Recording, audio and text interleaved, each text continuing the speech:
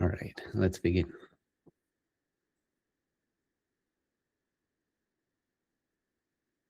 So there's a side to all this that is best expressed through the language of love. Right? There's the path of wisdom, but there's also the path of devotion. And they must converge. You can start on either one. They must converge. In self-realization, it's half of it is expressed in wisdom. The other half is just love. And it's expressed through love. There's a kind of understanding defined by that. In the last call, there was this question on non-duality is sometimes very bleak, very empty. And that's only focusing, and that's the internet version of non-duality. That's just focusing on a very conceptual side of it, the no self, there's no self, blah, blah. And in the question, it was Christina's friend, right? That she said the friend is content to be in love with Jesus. She's actually focusing on the other side, the path of devotion. But the true path here is to go deeper into that love. What does it mean to love Jesus? Can you love Jesus as a person? Because you've never met him. You don't even know what his face looked like. Right? So the path is to go deeper. What is that love for? Who is it for? And who is the one who loves?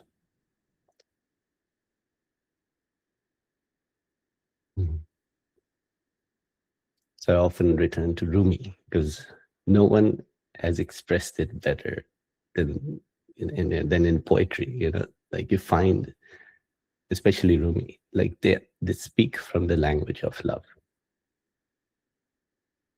It's not empty. It's not bleak. And he can disarm you so easily, right? Lose yourself. When he says lose yourself, you're happy to do it because he says it, lose yourself in this love.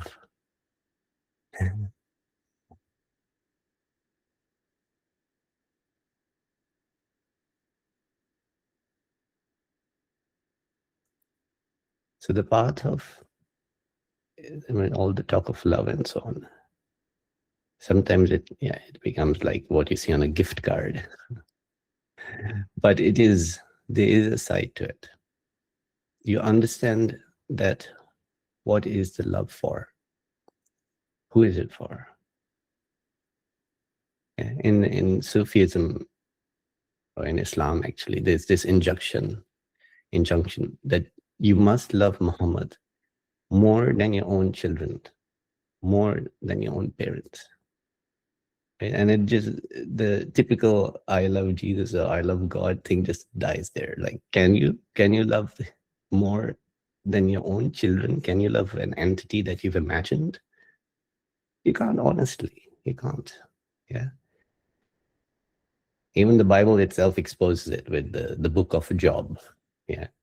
When everything is nice and you're prosperous, yeah, that's the prosperity Bible. You can love God until things go wrong.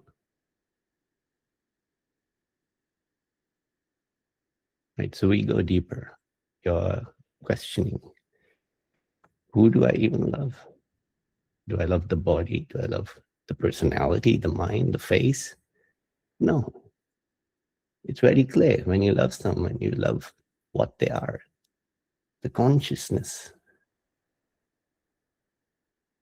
And then the rest is just the faces and the memories. They're like the clothes. The disguise here is time. Yeah. Call it a temporal disguise through time and space. That's the garb, which seems like there's so many of you. And you pick your love for this one and not that one and so on. That's fine. But you should know what the beloved is. Who is it?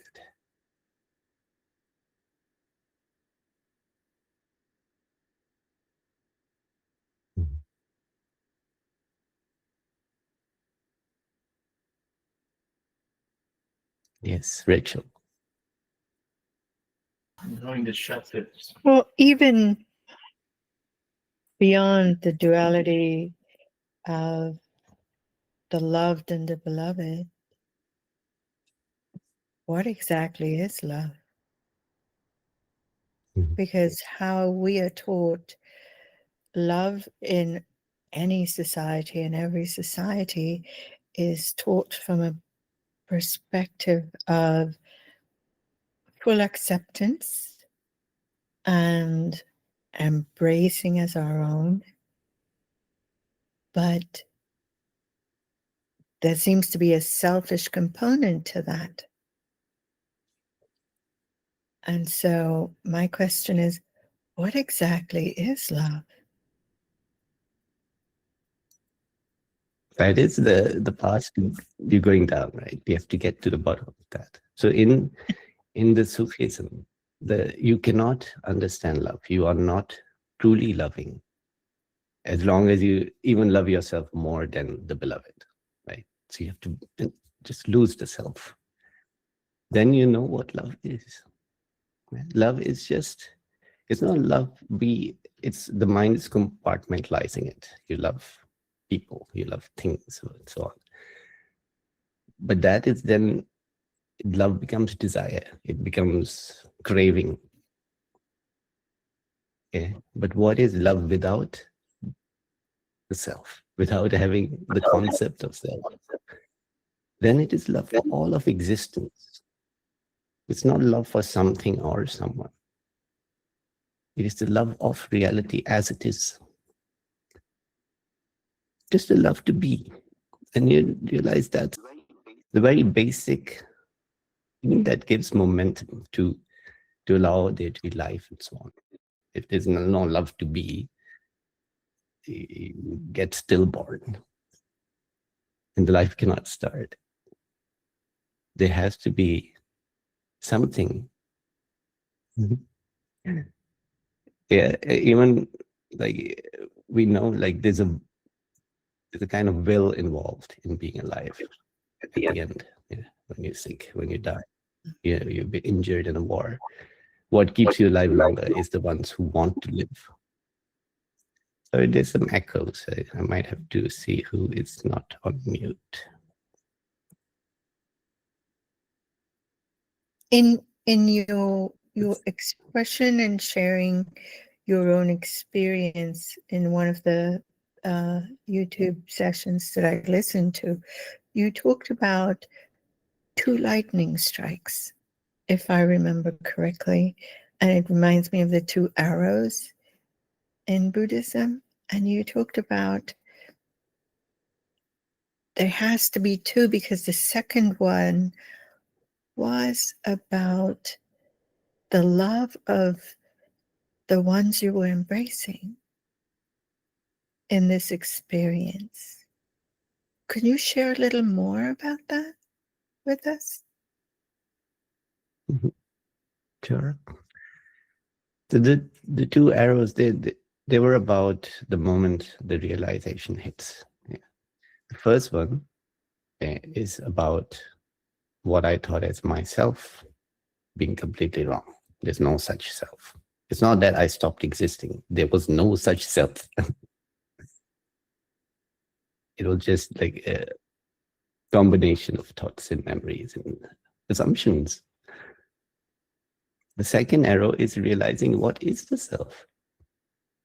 And that is not a person. That is not not even an entity. It's sentience itself. You do not understand the meaning of consciousness or awareness or whatever word we use until that point. And then it is all embracing. At that moment, I was with my wife and daughter. But then they were not my wife and daughter anymore. They were the beloved. They were the self. That's what you all are. That's what it is. That's how it's like. That's the second arrow when you realize who you loved is you and all of it, all of everyone. And what is the love? The love is you. This is the Trinity now, and right now, if we think in conceptual terms, right? There's the lover, the beloved, and the love. But in reality, there's the unity. The Trinity is not, it's just how we might see things through the mind. When there's a self, then there is the one you love and the love. When there's no self, there's only the love, and the love is the self.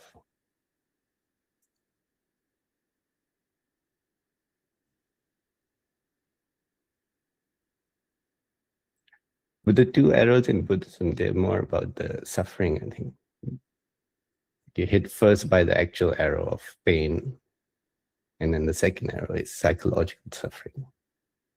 But it's also about how the idea of self causes that. Second arrow.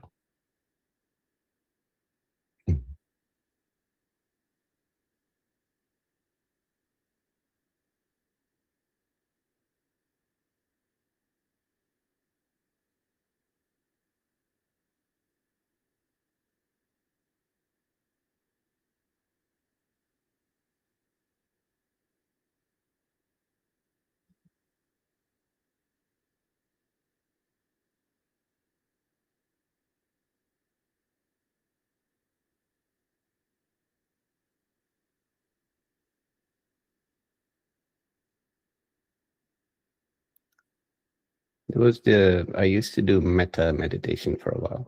Not often. It was hard. When you try to do it, it's hard. If you're unfamiliar, metta is when you meditate on trying to cultivate feelings of love. You'll start with someone easy to love. Think of them, feel love for them. And then you expand your circle. But it's hard because you're trying to create love, right? For me, what happened was in meditation, I started to question.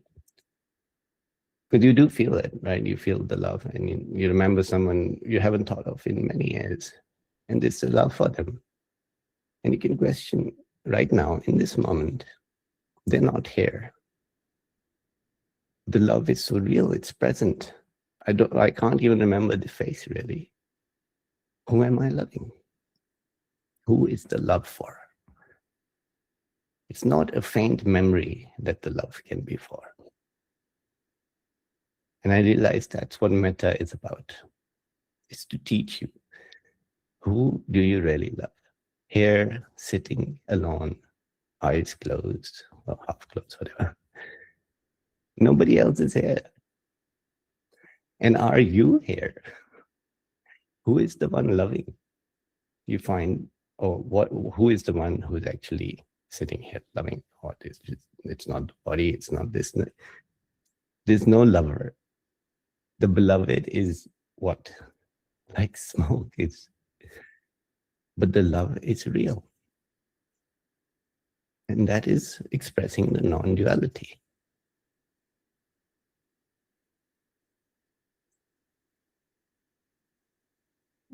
Because there's no separate subjects. And in that moment, you have done what Rumi is asking. Lose yourself in this love. And then you will rise from the earth and embrace the endless heavens. What does it mean? How can you embrace the endless heavens? Because once you've lost the self, love doesn't die. Animals die. Consciousness continues to appear again, right? Each life, it's there. Love is there. That's not dying. That is fundamental to whatever reality is, even now, before you understand it.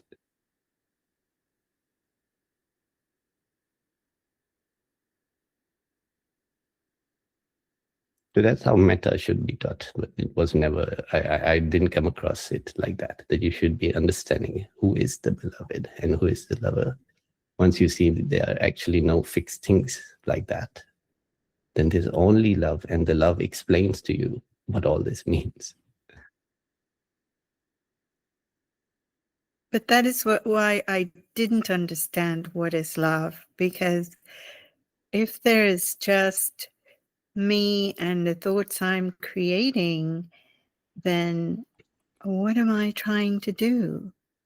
And so one of my Buddhist bhikkhuni friends taught me this practice, this metta practice. And you're right, I found it very difficult to do because I couldn't even identify who is the me that I'm loving and what is this love. There's a story that Lord Krishna tells Radha when she asks him, Lord, you are everything in the universe. Why do you need me? And why do you need my love? And he goes through this entire explanation of creation to help her understand that she was the same as him. And so it is an intellectual concept for me, which I have great difficulty comprehending. The oneness, the non-duality. I mean, what I'm saying is, yeah, if we do it the standard way it's described, it's very icky. You're trying to cultivate love, what? But if you can get into that state where you're experiencing the love while you're alone meditating, the question then is, right now, what is actually here? Because the love is there, definitely. Yeah, you can feel it, it's here. Then what is here that is me? And what is here that is the object of devotion? The object of devotion is purely imagination in the moment. It's not there. There's no object. And what is me in that moment? Is not me as a lover, but I am the love in that moment. You are the love in that moment. And it's taking away all the forms you think you are, because they are not there in that moment. When it's all engulfing, and you look for me, you only find love. And you look for the beloved, you only find love. Well, what are you talking about? That there's a duality. There's no, it's annihilated the self in a very beautiful way. You haven't even realized it because you thought to lose the self is painful.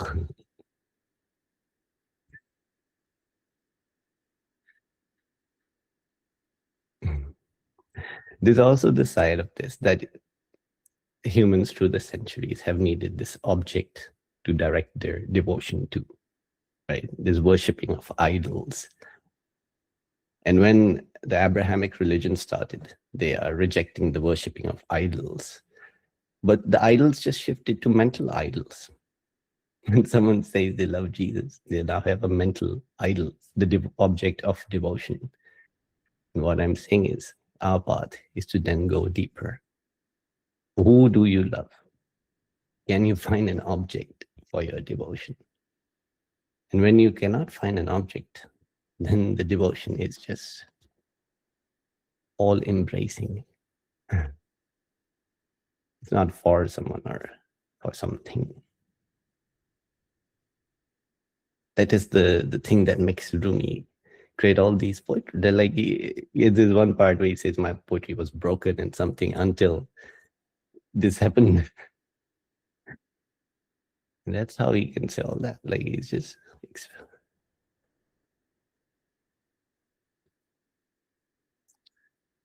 all of the pointers are to bring you back to yourself. So, like the latest video, it's a beautiful line. Return to the root of your own soul. Why does he repeat it? The root of the root. First you find the root. What is the root of what you are? He says, conscious, unconscious, that's the root. Now you go to the root of that root.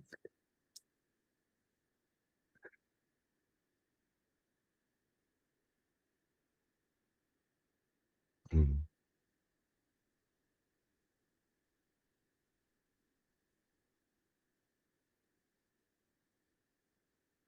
Neil. Hi, Nabil. Hello, everyone. Yeah, you just kind of, I was listening to that, your video, which is marvelous and wonderful. And I've heard that, that poem by Rumi previously, but I really appreciate your, as you describe it, your elaboration on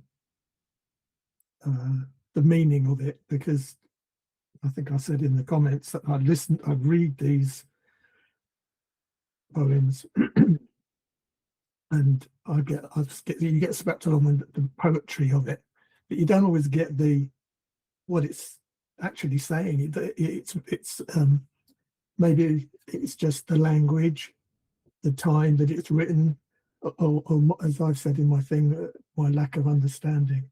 But anyway, I do appreciate what you do with your videos like that, Nabil. And I've also been reading a lot of Nisargadatta, and it just seems to me that, and hopefully in line with what you've been saying, and what the lady was saying before, that you can't get to that place as you, as you are.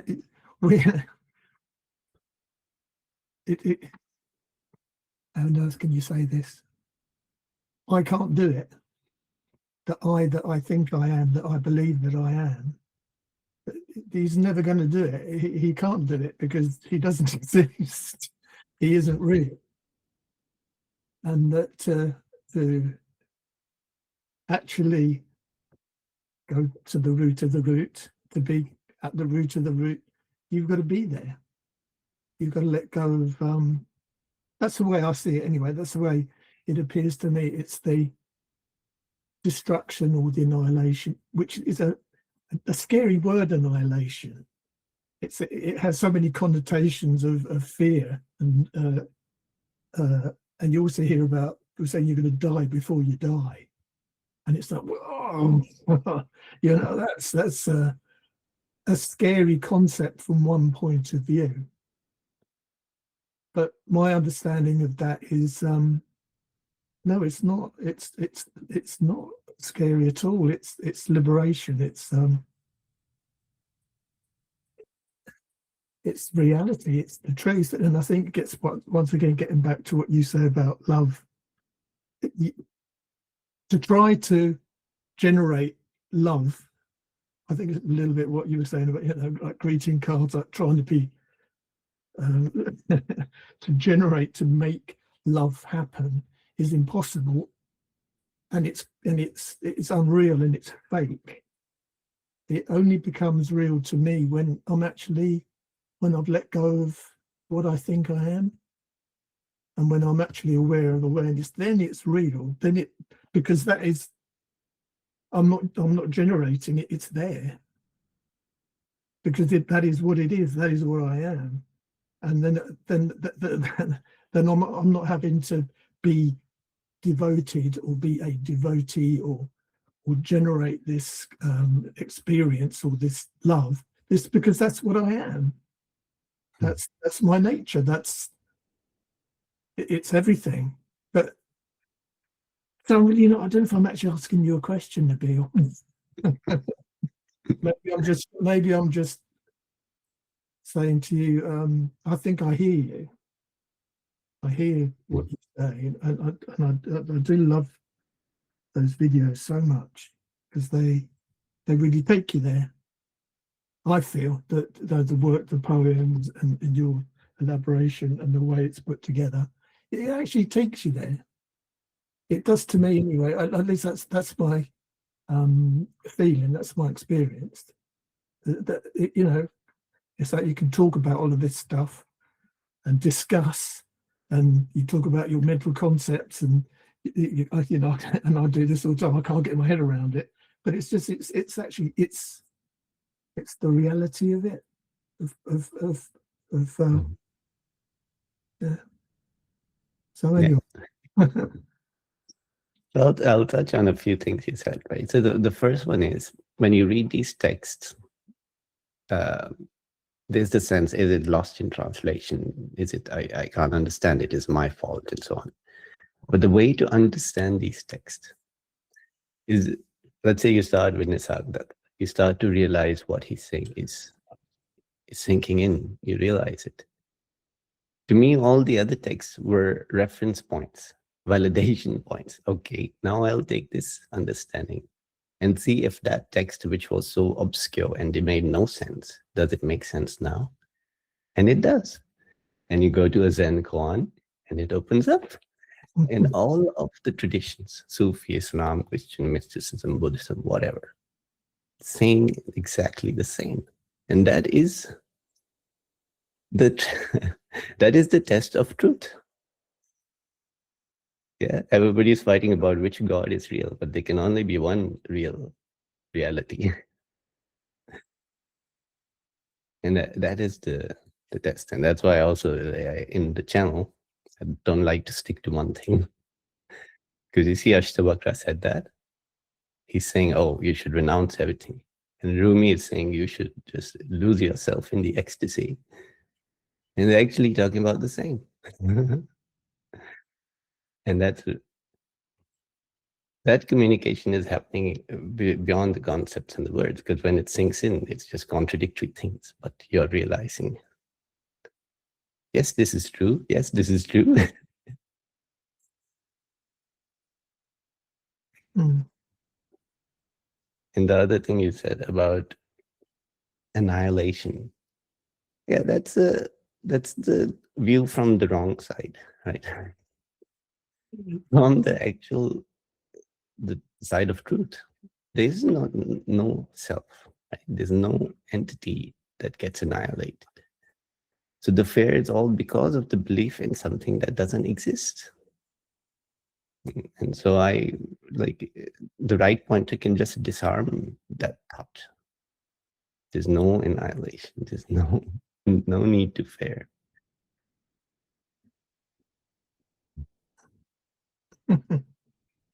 Yeah.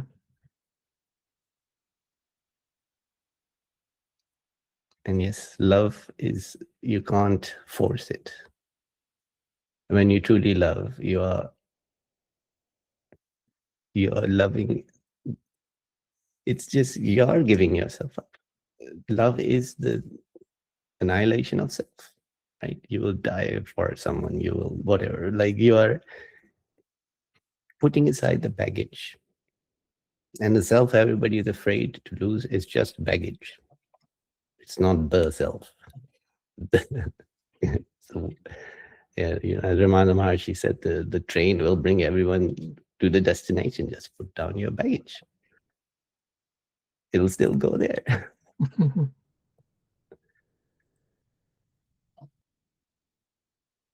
Yeah. Okay. Thank you. Thank you. Sybil, welcome back.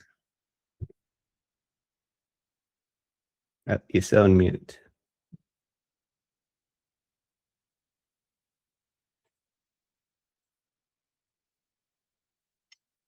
No, can't hear you yet.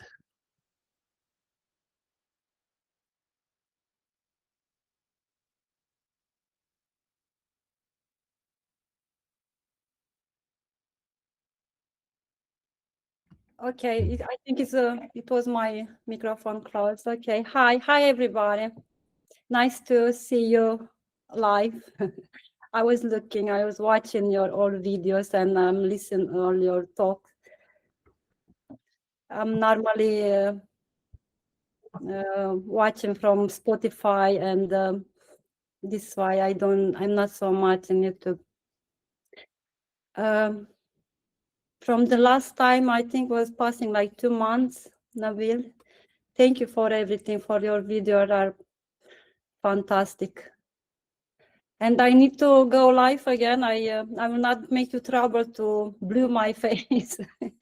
Now I don't have problem with my identity. I didn't think it's a good image. I was very excited. I already excited. Also, I have issues with my exciting, and everybody have some problems, you know. This is why we are here. So I don't have so much question. Like, you know, when I go on silence, when I go in awareness, and I find all the answer. It's almost like no questions have no answer. But I have an experience, and I get very scared, Nabil, and I didn't wait something like that, you know. I was in the morning, I was very clear head and everything, and I'm sleeping with your videos, I'm wake up with your videos in the last 3 months, and maybe one day I have to quit that, you know, how you say in one video, if you like something very much, you need to quit that and to try to live without it.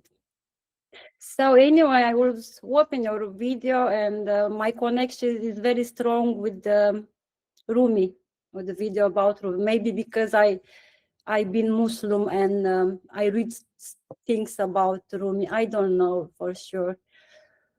But when you said that, he said like, I'm coming in the town, but you already left without saying goodbye. I blow.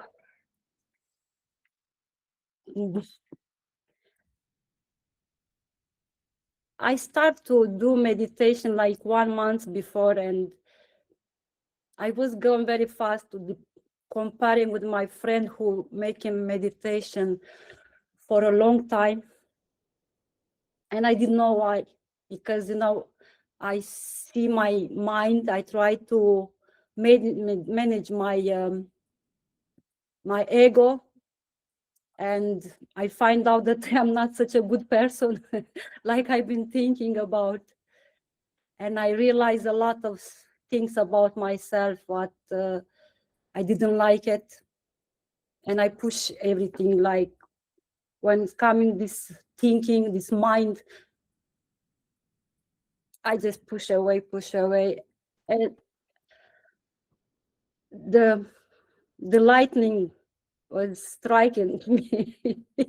And I said, okay, I understand it's something there. I was not here. Okay, I was pushing, I was in another place. I wasn't waiting for something like this. It was so powerful. I cannot describe in any words, and my mind cannot understand. And I can speak with nobody. I cannot speak with nobody. Nobody understand me behind you guys, I think. It's hard. I didn't wait it. It was, and after this becomes so, everything was upside down, you know. Maybe you eat the rice, and after this you clean it and the bowl, and I don't know what to think about. But the problem was bigger because my ego was flowing back.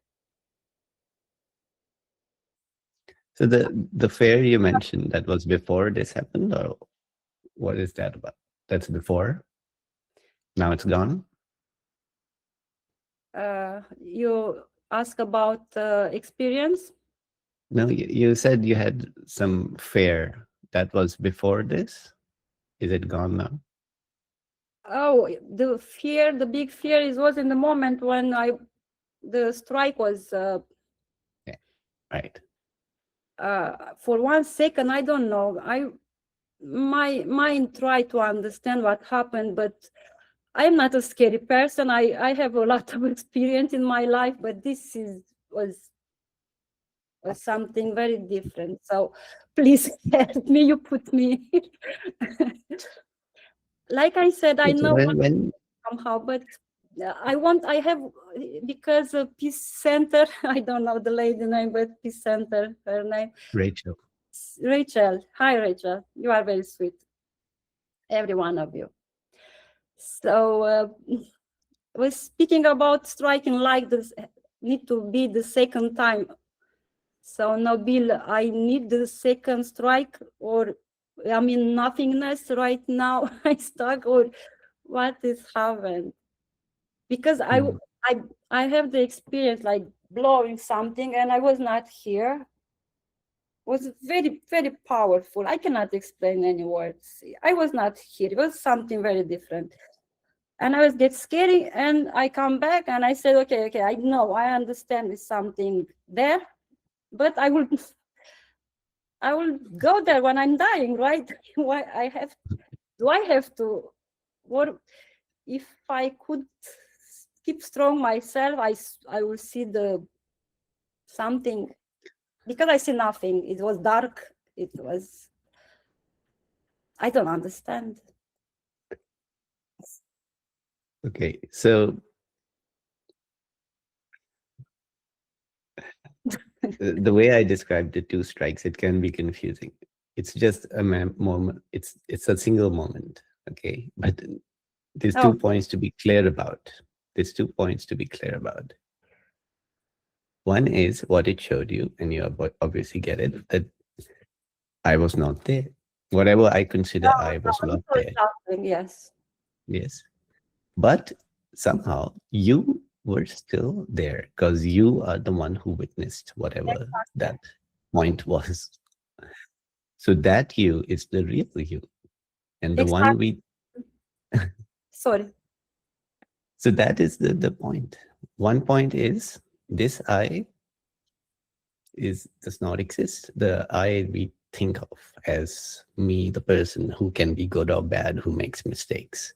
When you say ego, that is still like a reflection of that assumed self. There's no ego either in that moment. Was there an ego?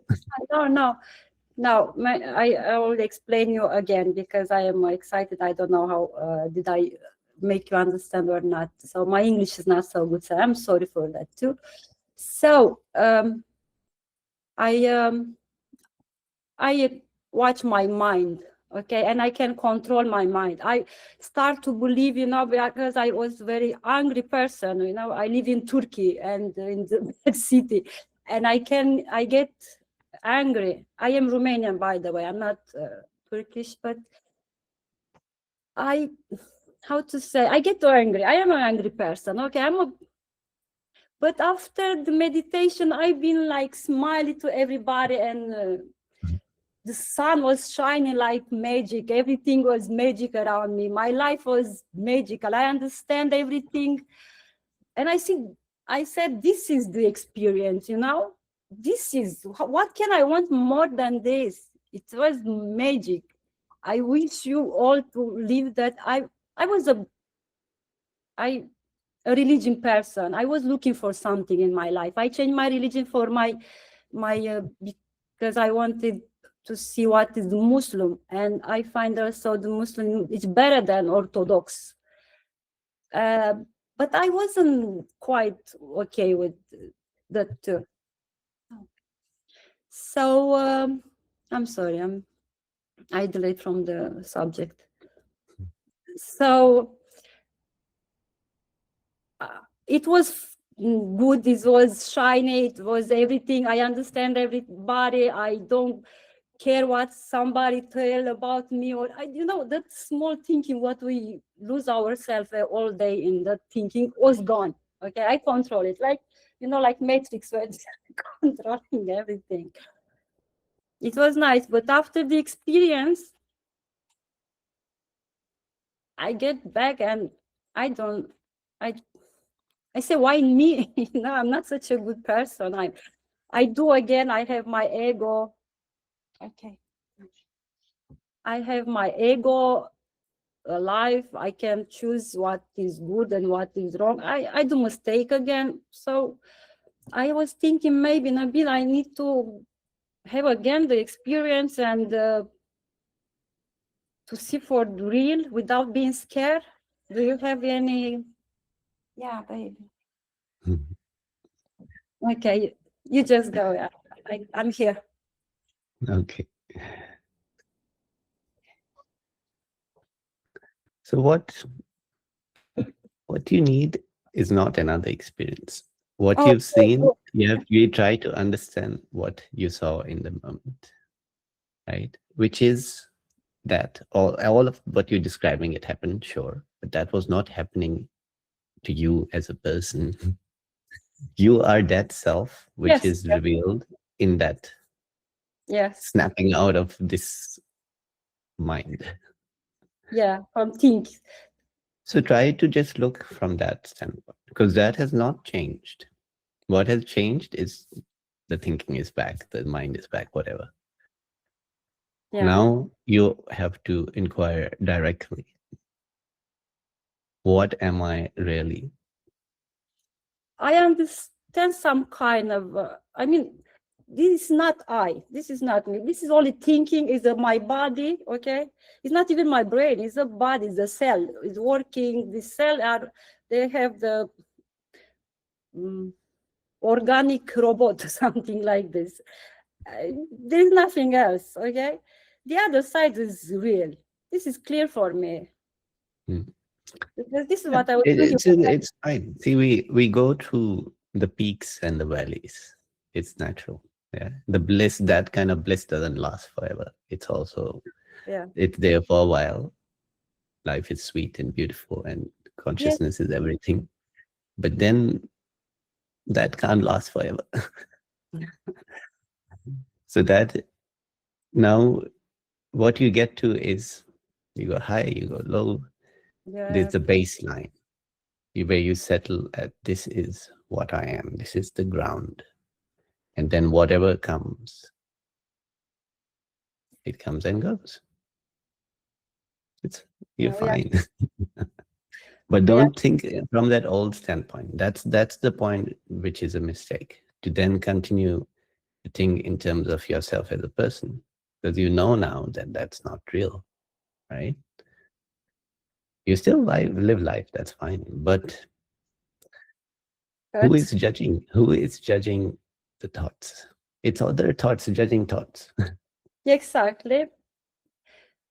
But in meditation, when I stay still and when you go in a high place, I'm like, my reason to see this, to feel this, not to see because I see nothing, to feel this, maybe it's a reason.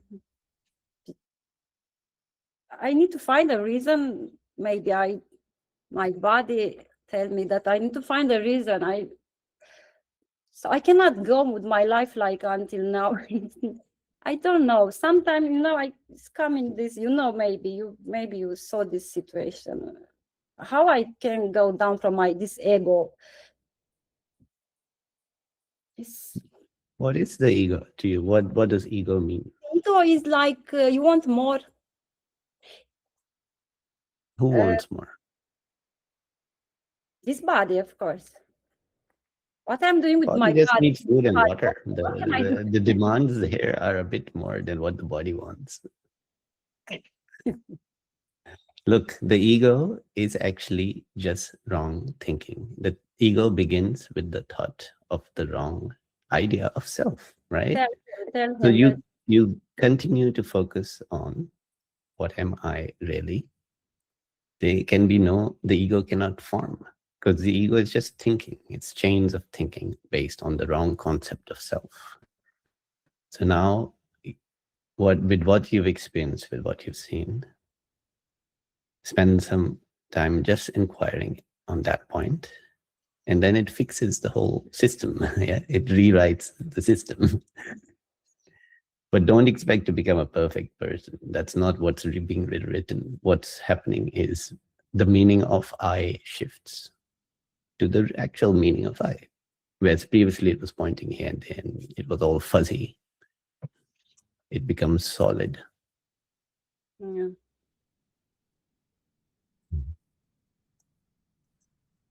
Now, when I'm in inquiring, I understand what is happened actually, but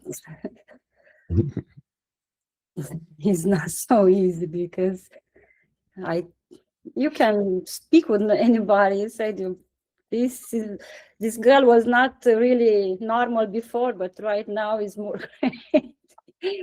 It's, it's very funny. But we see what happened next. I will. It doesn't stay dark like that. Yeah, maybe you've got feelings of nothingness and darkness. No, you go back to what are you? There's a joy in that. There's beauty in that. Right? After that scare, it was broke up, the connection I have before. It was so great, so magic, and everything was great. And after the experience, I was like losing that connection. Why was the connection there? The connection was there because the sense of being a small person had dissolved. And the fear brings it back. So the connection is not a connection. It's the baseline. Is as if you live as you are, knowing what the self is, then you will feel the peace. You will have those moments of joy and beauty and so on. Yeah, but if we try to get back there, who will get back there? That's just going to create trouble. That's going to create all the wrong thinking. And you cannot get there because then you're stuck in that thinking. Oh. So that's why I'm saying, just inquire, what am I? You have all the clues. You have had the insights, right? Yeah. Don't worry. Okay. Yeah, I think everything is so easy actually, but we're making so much questions and so much, but everything is just black and white actually. But our mind likes to go around and around and around.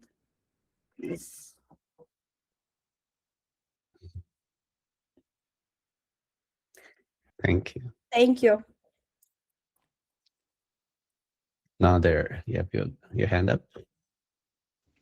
Yes, I do. Hi. This is with reference to the that says the state of knowing the self alone is rare, even among those who own but alone. Tranquil state of knowing the Sorry, you're self alone. breaking up. Couldn't get that. Oh, okay. So this is the verse that says the tranquil state of knowing self alone is rare, even among those who own but knowing. Am I coming through? It's breaking up. I think you're talking about the Ashtavakra Gita. Yeah. Is it better now? Yes, better. Okay. The tranquil state of knowing self alone is rare. That one. Mm-hmm. Okay. So basically,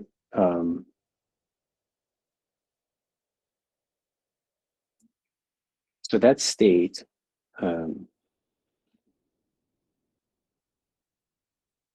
so people go to that state, and some come back and some don't, right? No, people don't go to that state. I know. Yeah. I mean, yeah. Here you caught me right there. Yeah. As a hovering around that state, getting close to it, attachment brings you back, and mainly in this case is the kids. And I know all the theory, but that still keeps you, and that's the fear. So how give me some wisdom there. Right. So this statement has a contradiction, that the tranquil state of knowing self alone is rare. And it's Janaka saying it. Yeah, the Ashtavakra is the last line. Janaka is still the disciple being guided to, this is not the right way of thinking. You still have something to change in that thinking. But anyway, he says, the tranquil state of knowing self alone is rare, even among those who own but a loincloth. And that is true, if we think of it as a state. And I described how I consider the point where Buddha realized, or where Ramana Maharshi realized, and so on, right? That is the point. It's the point where you drop out of time and space in the mind, everything's gone. There's nothing, yeah? And you cannot even say you experienced nothing until You return, not you return, like experience returns, and you know the absolute standpoint from which experience is witnessed. And that does not belong to a person, a mind, a body, anything. That is the absolute standpoint from which experience is witnessed. But to go through that is very rare. Yeah, it's happens. Like if as someone in search of the truth, you cannot depend on getting there. That's what this statement is also saying. You don't need that. Because that's the contradiction in the statement. Because the state of knowing self is changeless. It's there. It's right now. What are you knowing? The self is awareness. Everything is awareness. That's all there is.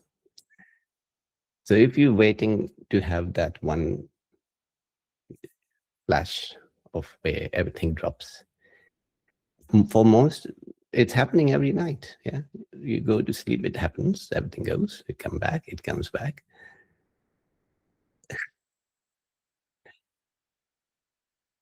To see it the way the sage sees it is rare. And you could spend your life dedicated to it, and there's no guarantee that you would be able to see it that way. So that's the kind of a warning in the statement.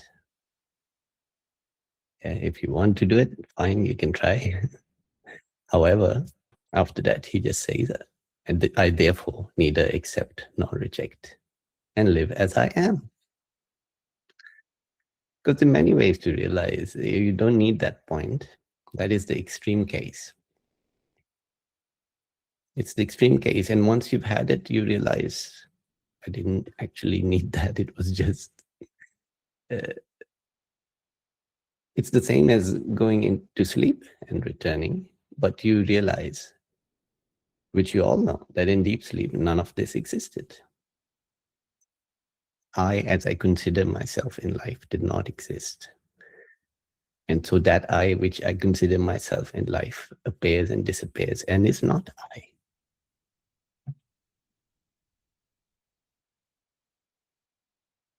It's just one way to realize the truth. I don't think it's, and that's what Janaka's statements are saying. Look, you don't need that. It's very rare. And just because it has happened in human history is itself a gift. What if it was not possible? What if there was no such teaching? What if there was no sleep? You were awake all the time. And then like much, so the hints are there in a normal life, the clues are there. And then you can look at the words of the sage and realize, based on your normal, basic, ordinary existence, what that truth is.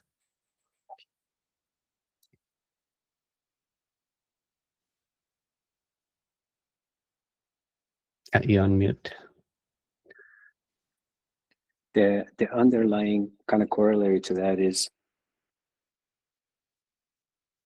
when you realize you watch things happen or you see things happen, there's no doer, basically. You really live that. There's no doer. And that applies to every aspect of life.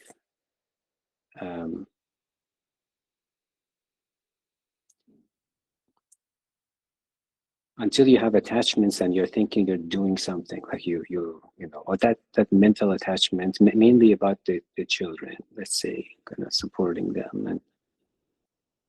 And I think that's my underlying thing. Like, I'm not crazy about going to, but that's like a test of, okay, let go.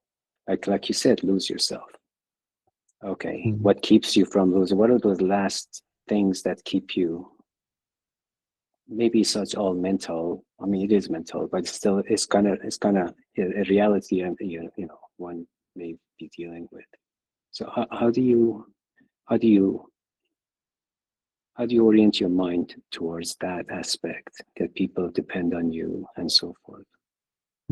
But and also resolve that with the fact that there's no doer. It's just a reframe in a way, right? It's the mind has framed everything in the sense of person doing stuff. But now you see, oh, the person was never doing stuff because there's no person. However, you are central to all of it.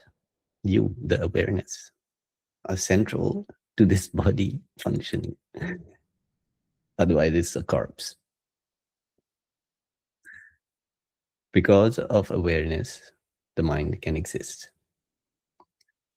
So whatever happens, all the higher functions of the body, which involve thinking, work, they require you to be there. But then your role is only to be there, to be aware. And you have always been doing that role to perfection. And then the sense of doing is actually, it's just the one way of thinking of it, which is once you're not thinking that way, it's just ridiculous. It's the feeling is of effort. Of course, there's effort. Effort is awareness, being aware of what's going on in the body. If you run a sprint and you say, I'm not the doer, I should not feel the effort of the sprint. That's not how it works. You will feel the effort, but it is not because you are doing it, but because you are the awareness, aware of the body doing it. You know, everything happens the same way. I was saying in the last conversation, the truth explains everything as it is. There's the idea that everything will change, I will see things differently, and so on. The criteria for truth is it has to explain everything as it is. That's the criteria in science as well, right? Whatever theory you come up with, it has to map with existing data. If the data is right, your theory has to map to it.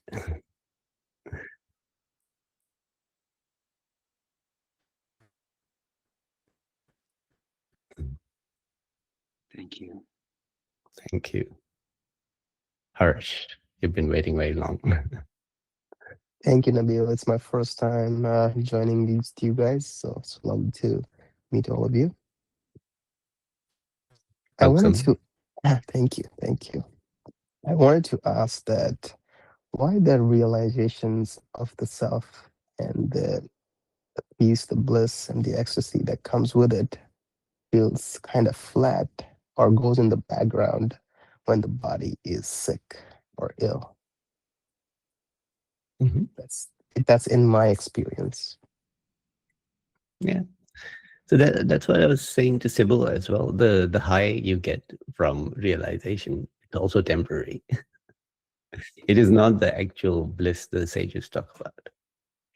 So when at the point you realize there is this gushing, amazing, wow, it's beautiful, right? But that is temporary, because that is still the mind shifting and reacting to what has been realized. Yeah, its concepts of self have changed. It have expanded to infinity. The world which was dangerous and against you is now just the self. So there's that bliss. But then the mind has to perform its role, which is reflective of what's going on in the body. Yeah. So if are you familiar with Sri Nisargadatta's dialogues? A little bit, not too deep into it, but yes. Yeah, sure. So if there's one video I did, which is very rarely known book, which he himself wrote. That's the only book he wrote, which describes the moments around his realization. And it's so blissful, so beautiful. Yeah. And then you read the end of his dialogues, and he's just a very cynical old man. That's his persona, right? Because he's got terminal cancer. He just discards life. He discards consciousness. I don't need any of this. It's worthless to me. But between those two, his standpoint has not changed. Yeah, the bliss is at the moment you realize, yes, it's beautiful, amazing. But the body is going through its cycles. Eventually, there will be disease. Eventually, it will be discarded. And the mind will reflect all of that happening. There will be pain and suffering, and not just yours, but the ones you love, and that's still there. Yeah, and what we realize, the actual the constant, the bliss the sages describe, is the bliss that is there even in deep sleep. That is there before you were born. It is not experiential. It is describing the peace of just being, independent of any, not dependent on anything. And then experience appears, and it can take you higher or lower. But in yourself, you are peace itself. Yeah. If the baseline was nothing, we can't describe it as peace. It's just, like, if there's no awareness, nothing, no, if awareness is something possessed by entities, when the entity dies, you can't call that peace. But if there are no separate selves, no separate sentient entities, and the baseline is awareness, then not having experience means peace. The baseline is peace. And so when, despite experience being there, and despite the experience of being sick being there, or even negative emotions being there, when you become familiar, not with the highs and lows, but with the baseline, then you have that absolute peace there.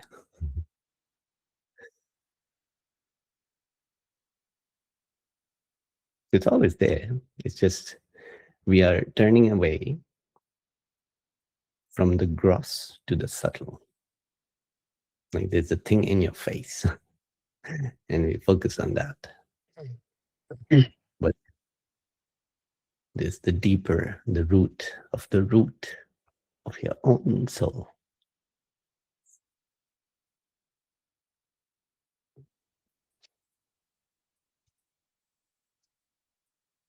Feel like the attachment to the experience itself is coming and biting at me, I feel like.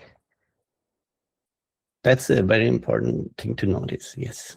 Like in meditation, the meditation only became very useful to me when I sat with the intention, I won't want any experience. I want to turn away from experience and see what I am, what is real. Yeah. But that was for a while as well. We don't reject experience, but if we look besides all the experience here, because all the experiential side is transient and changeful. What is the constant factor?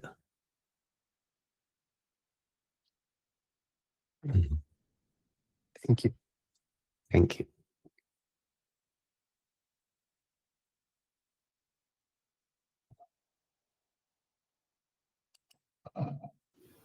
Yes, Rachel. Can you share the name of the book you were referring to? Do you recall the name of the book? The one that Which he one? wrote? Miss The one that Nisarg? Agadata? Yeah. It's self-realization and self-knowledge. Okay. It's translated by Jean Dunn. Self-realization and self-knowledge? Yeah, translated by Jean Dunn. Jean Dunn. Okay. Thank you. But if you, but some of it might sound very odd to you because it's quite written in the traditional understanding, and later not like he's trying to map it to what he learned about Brahman and all that. Later on, he just let's go, let's lose. Yeah, it's worth to read.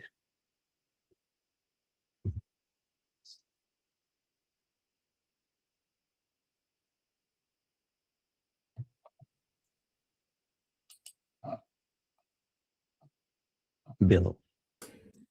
Hi, I just thought I'd say hello. Hi. First time I've joined one of these live meetings. I live in Melbourne, by the way. Right, same as me. That's why I thought I'd mention it. Yeah, just listening to the discussion today. when we start off, I mean, in my case, it was always Bill trying to get to awareness. It's like the door, there seems to be a doorway for Bill that he can't get through. And the realization for Bill is that he doesn't have to go through the doorway. If he turns around, then awareness is behind Bill, and you're still seeing the face of Bill, but it's awareness that's looking through Bill's eyes at long last. And then the ego, which is the claimant for the doing, comes back and starts to discuss this whole problem. This, you know, why we can't stay, why we can't go. And then we lose that connection to the reality of what we are. But the more we try to make these visits, the easier it becomes. To get the knack seems to be going back to this situation where you are awareness and accepting it. The ego is the only one who objects to you being awareness. And eventually, as Nisargadatta says, you are the observer for a while. But who is the observer then, if there's only awareness? Well, it's the ego who is the observer. But the ego eventually dissolves, and you give up trying to be awareness. And that's when it becomes more like you set up camp as awareness, and you only become Bill when someone's talking to you, or you have to go to the shops, and you forget for a little while until you get home again. Basically, I'm just speaking for speaking's sake. That was good. You know how in some of my videos I have this view where it's like an eye blinking, right? Yeah. So eventually those simple things become the pointer taking you back. So you're at the shop and you realize my view is not the view of Bill, which the other person sees. Your view is the view of awareness. Yeah.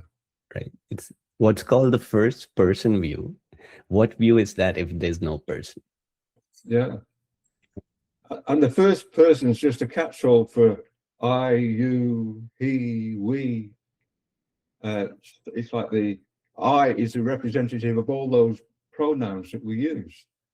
And when the I goes, they all go. Yeah. And then the first person view is the first view. That's There's no the only person. view, yeah.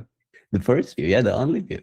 And the rest is just the objectification. Yeah. It's the Gada said we're all constantly in the process of objectifying. That's what the mind does. Yeah. Mm. So we should all find our own pointer, which is as simple as that, as that, just going to that instead of the third person view, which is the mind is thinking of you in terms of what that person sees you as, or it's building like a Muppet and that's you. Go to that first view, the only view. It's always there. How do you lose connection with that? It's not possible. There's no view until the first view opens that eye. Yeah. The rest of it is just lies, I guess. That the ego. It's just a different, it's within the view. Everything's possible, right? So it's amazing that it's just everything all forms are possible. And when you look in the mirror, you have this kind of form. But that is the form being observed. Yeah, it says, I don't happen to the mind happens to me. Yeah. Yeah. And when I read that, I imagined it, being said in his style, like with the authority. Like the mind happens to him like a mosquito buzzing by. Like that.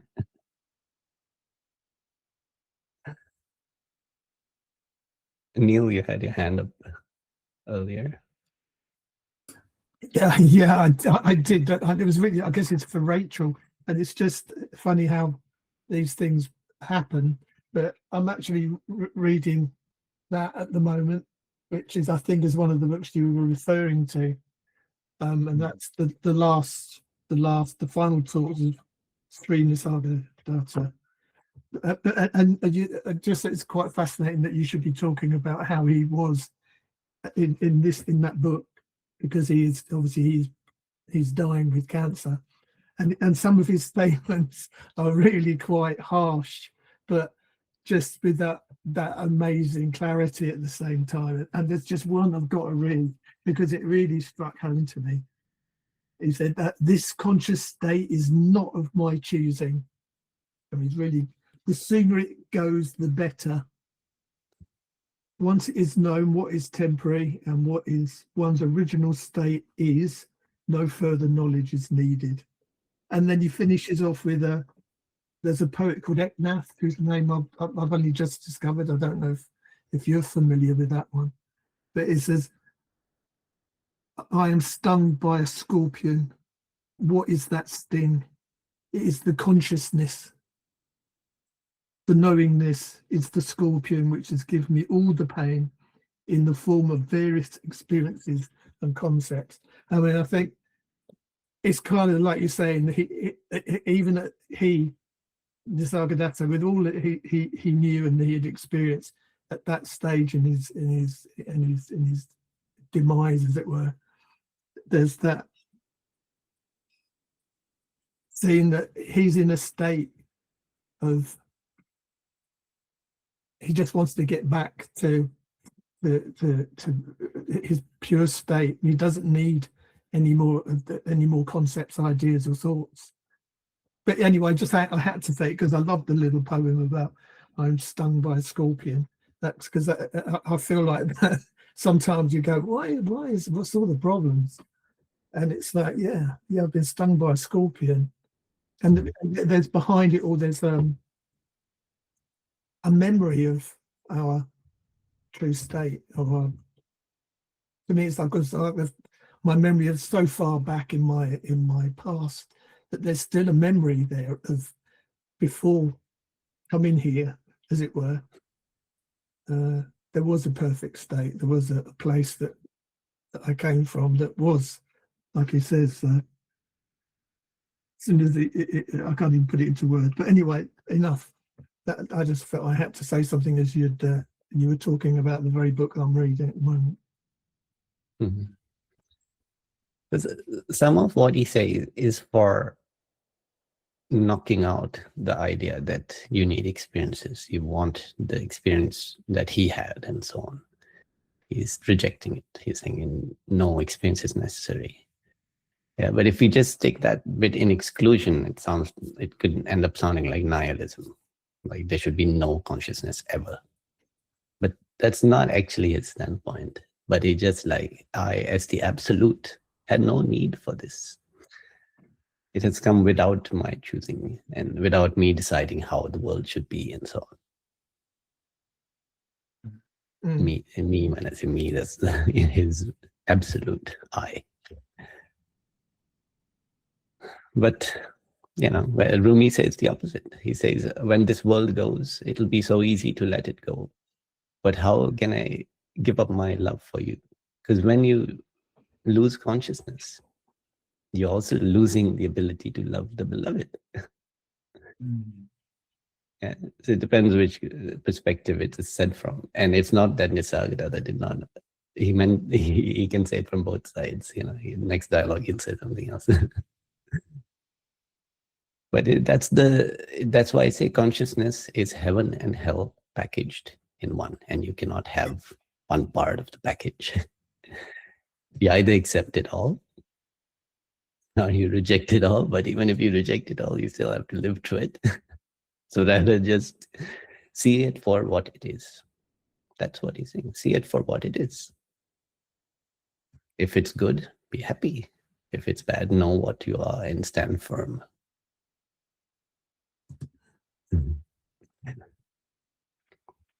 Thank you. Thank you. Right. Question in the comments. Yeah, so it's from Iwars. So there's nothing to realize. It's always there. Even existence coming as bothering.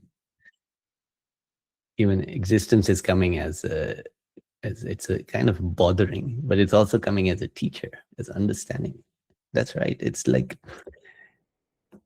there's two sides to it, right? Like in shamanic traditions, you would actually inject the poison. Like you're saying, you're being stung by a scorpion. But humans have this way of finding the poisons they can ingest, right? And we ingest them knowing there will be the darkness that you fall down to the bottom of the pit. But it will also allow you to see beyond the usual walls of the human mind, right? So you can willingly take the plunge.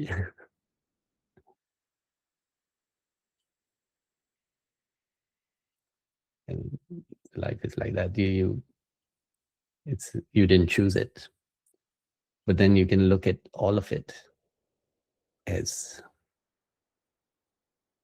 it was just, like in the guest house by Rumi. And I love that point. The guest house, like this being human, is a guest house. Every day, a new emotion, new feeling, a new depression. But you welcome them all. Actually, the guest house, it's just open to all. That's the nature of the guest house. You don't go and welcome them all. That's just the nature of awareness, that you cannot reject whatever appears. In all the terrible things humans have done, awareness has not rejected consciousness, like the possibility of experience. It's not possible because the very nature of awareness is to be aware. So when you read Nisargadatta, and it sounds like he wants to go back to that state, that is actually not true, because the absolute state is absolute. It's ever present. It is an additional layer there, which is the experience. This is the movement. But still, the absolute state is here, present, as being aware. Yeah, it's not there's a memory of it. It's right now, your absolute state is of being aware. And you start to imagine the senses dropping off. Yeah, thinking's gone, seeing's gone, hearing's gone. Are you gone? Is the state of being aware gone? No, because as soon as there's a sound, awareness is present to hear, to turn that in whatever it's into a sound. The happening is the sound. That is the absolute, ever-present, changeless state. And all is being said is the rest, is extra, it's additional.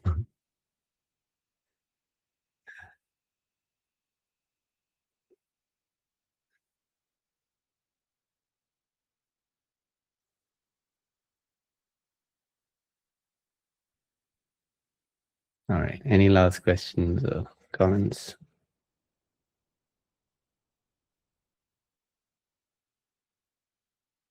All right, thank you all for joining. Thank you. See you next time. Thank you. Thank you. Thank you. Thank you. Thank you, Nabil. Happy New Year, everyone. Happy New Year. Yeah. Absolutely.